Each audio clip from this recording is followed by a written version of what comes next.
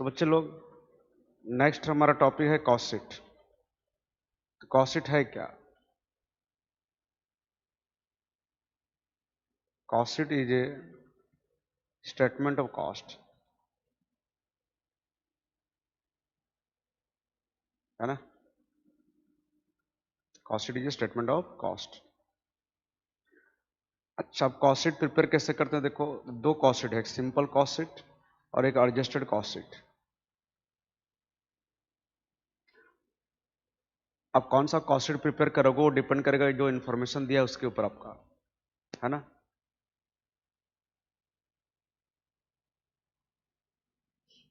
जो क्वेश्चन में आपको इन्फॉर्मेशन दिया होगा उससे आपको पता चल जाएगा बच्चों लोग कि आपको सिंपल कॉस्ट शीट बनाना है कि एडजस्टेड कॉस्ट शीट बनाना है। ठीक है, तो सबसे पहले हम पढ़ेंगे सिंपल कॉस्ट शीट, है ना। तो सिंपल कॉस्ट शीट का फॉर्मेट क्या है? देखो,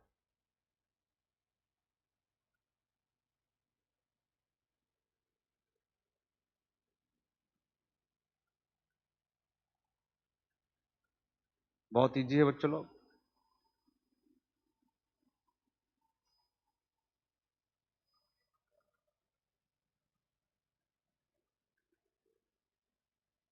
कॉस्ट शीट या स्टेटमेंट ऑफ कॉस्ट, है ना। ये हो गया पर्टिकुलर्स, ये अमाउंट। अगर जरूरत पड़ने पर यूनिट कॉलम भी बनाते हैं हम लोग, हुआ। तो सबसे पहले बताओ बच्चों लोग, मैं आपको क्या बताया था कि कॉस्ट दो प्रकार का है, डायरेक्ट कॉस्ट और इनडायरेक्ट कॉस्ट, है ना। फिर डायरेक्ट कॉस्ट को तीन पार्ट किए थे, डायरेक्ट मटेरियल, डायरेक्ट लेबर और डायरेक्ट एक्सपेंस। ठीक है, तो सबसे पहले हम सारा डायरेक्ट कॉस्ट दिखाएंगे। डायरेक्ट मटेरियल मतलब मटेरियल में इतना खर्चा हुआ इस साल। डायरेक्ट लेबर या डायरेक्ट वेजेस भी लिख सकते हो, और कोई डायरेक्ट एक्सपेंस है तो आएगा, क्वेश्चन में लिख के दिया रहेगा, है ना।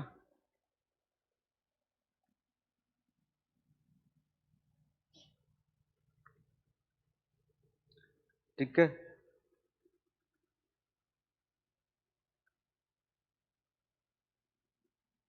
तो हमारा मेन खर्चा इतना हुआ, है ना। आपका मेन खर्चा जो है प्रोडक्ट में मटेरियल और लेबर का है ना। मेन खर्चा इतना हुआ, इसको हम बोलेंगे प्राइम कॉस्ट।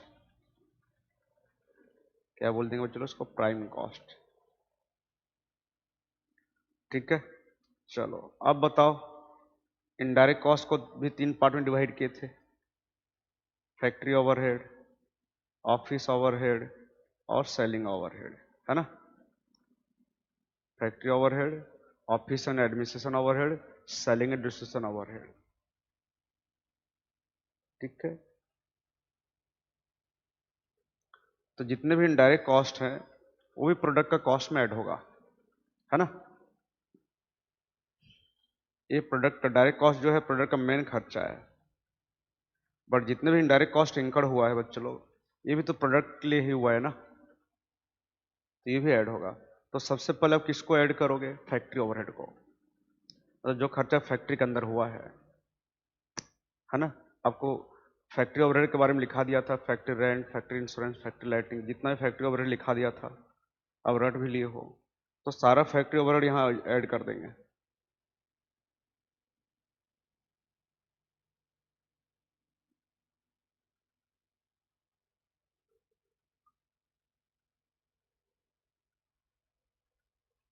है ना। इसमें हम ऐड कर देंगे क्या? Factory overhead.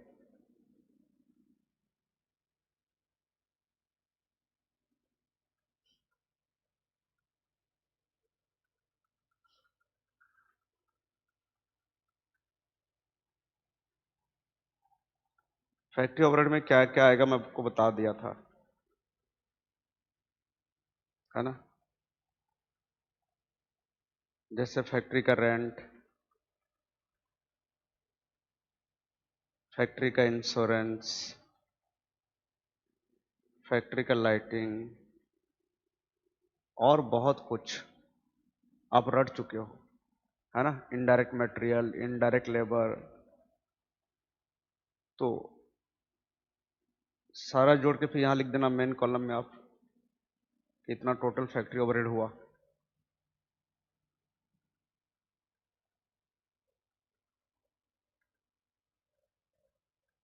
ठीक है।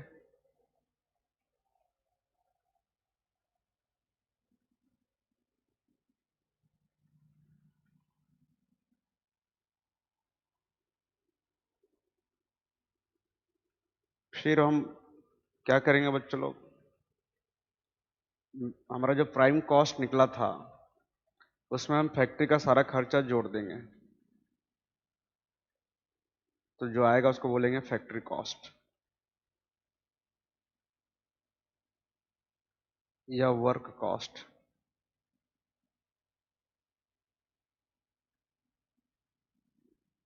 ठीक है।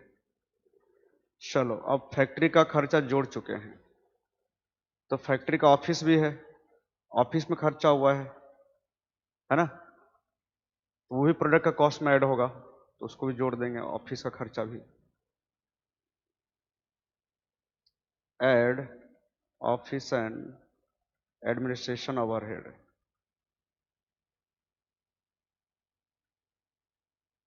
है ना। ऑफिस रेंट, ऑफिस लाइटिंग,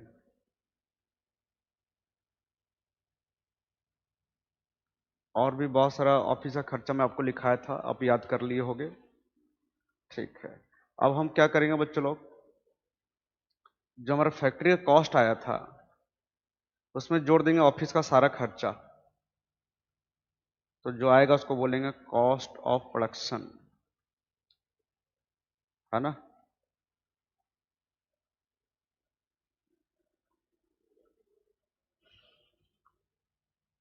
देखो फैक्ट्री में जितना भी काम चल रहा है, जितना भी गुड्स प्रोड्यूस हो रहा है, उसके ऊपर काम ऑफिस वाले भी कर रहे हैं ना, तो ऑफिस में जो भी खर्चा होगा वो प्रोडक्ट का कॉस्ट में ऐड होगा वो।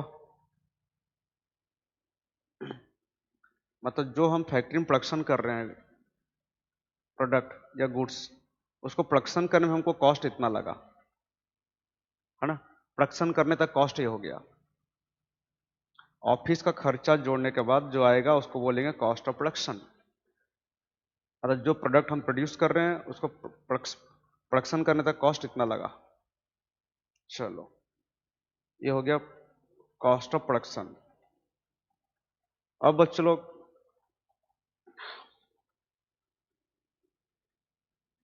इसमें ऐड करेंगे, अब हम जानना चाहते हैं गुड्स को बेचने से पहले कि गुड्स का उनका टोटल कॉस्ट कितना है ना। ये तो हमारा प्रोडक्शन का कॉस्ट हुआ, ये वो हमारा बच्चों लोग प्रोडक्शन का कॉस्ट हुआ। अब हम उस गुड्स को बेचना चाहते हैं, तो बेचने से पहले हम उसका टोटल कॉस्ट पता करेंगे, है ना, तभी तो प्रॉफिट लॉस हमको पता चलेगा ना। तो टोटल कॉस्ट में क्या करेंगे, एक और खर्चा और जोड़ देंगे, सेलिंग। टोटल कॉस्ट जानने के लिए हम जोड़ेंगे क्या, सेलिंग एंड डिस्ट्रीब्यूशन ओवरहेड। क्या जोड़ेंगे, सेलिंग एंड डिस्ट्रीब्यूशन ओवरहेड। ठीक है। जैसे salary to sale staff, advertisement, बाकी आप पहले से रट चुके हो, हुआ ना, ये आ गया।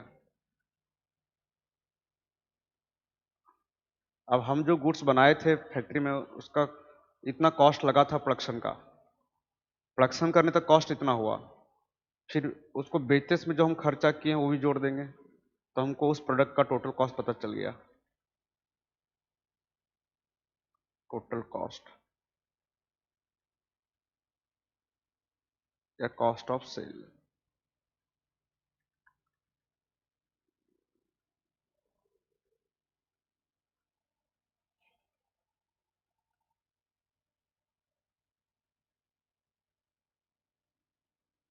है ना।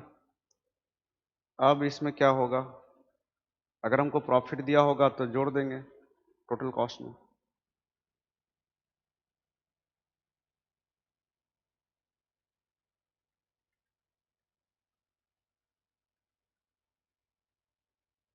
तो निकल जाएगा सेल्स, या मैक्सिमम टाइम सेल्स देता है अपने को, क्या देता है, सेल्स देता है ना। तो जैसे मान लो कॉस्ट आया 45,000, सेल से 50,000, तो प्रॉफिट कितना आएगा 5,000, है ना। सेल्स दे दिया रहेगा तो क्या निकाल लोगे आप, प्रॉफिट।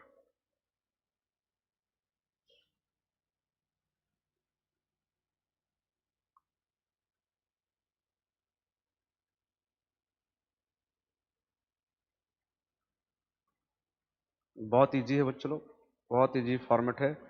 सिंपल कॉस्ट शीट हो गया आपका, है ना। क्या खत्म हो गया, सिंपल कॉस्ट शीट।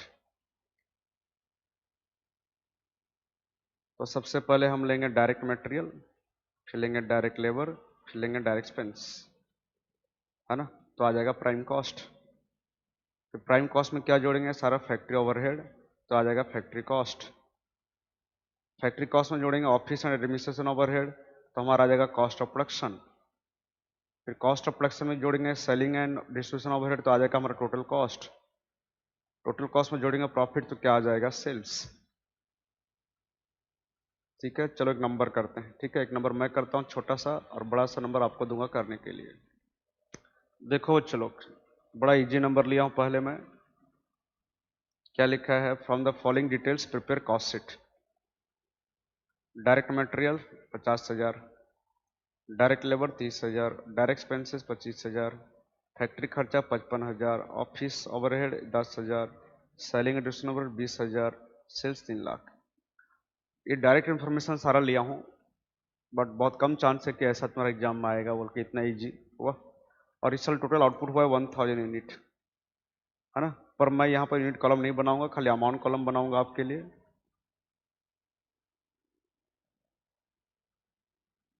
ठीक है,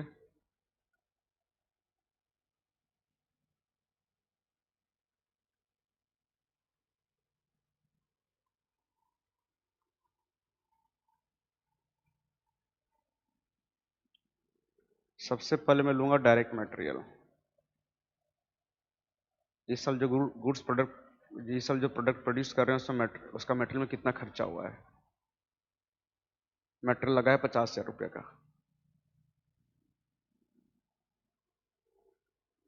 है ना। फिर लेबर में, लेबर में लगा है कितना, 30,000। फिर और डायरेक्ट एक्सपेंसेस दिया है कितना अपना, 25,000।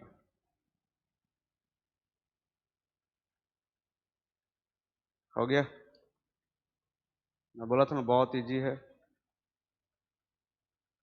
तो अपना प्राइम कॉस्ट कितना आ गया, 80, 1,05,000 नहीं।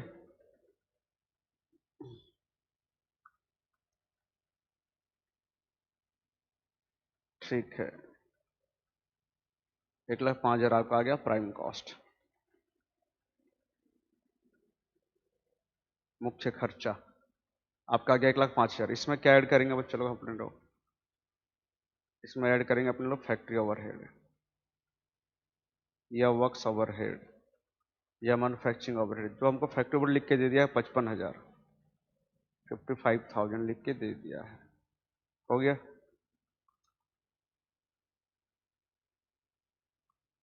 1,60,000, ये आ गया आपका फैक्ट्री कॉस्ट।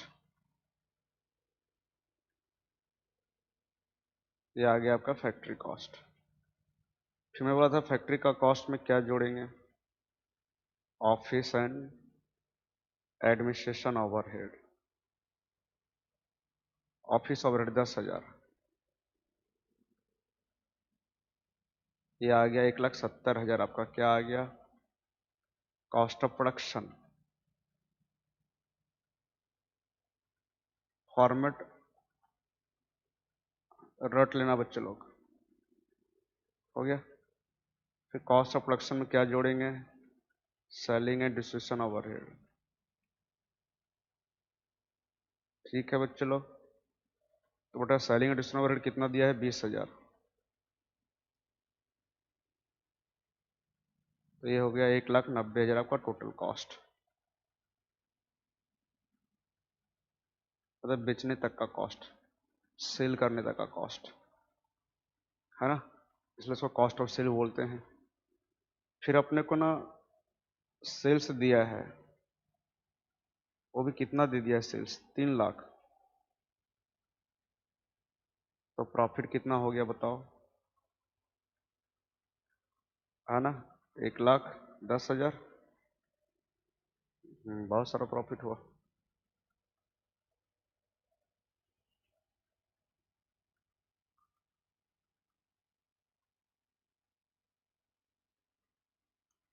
है ना बच्चे लोग।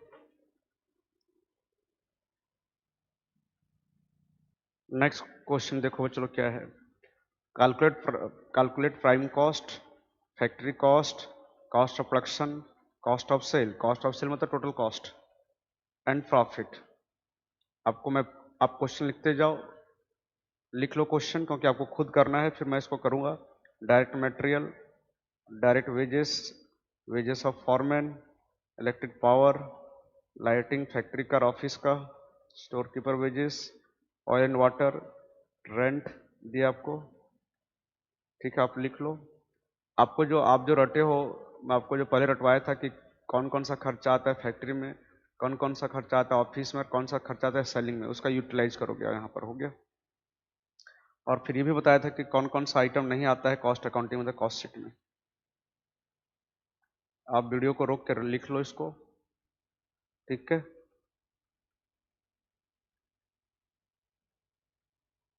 ये नंबर आप खुद करोगे बच्चे लोग,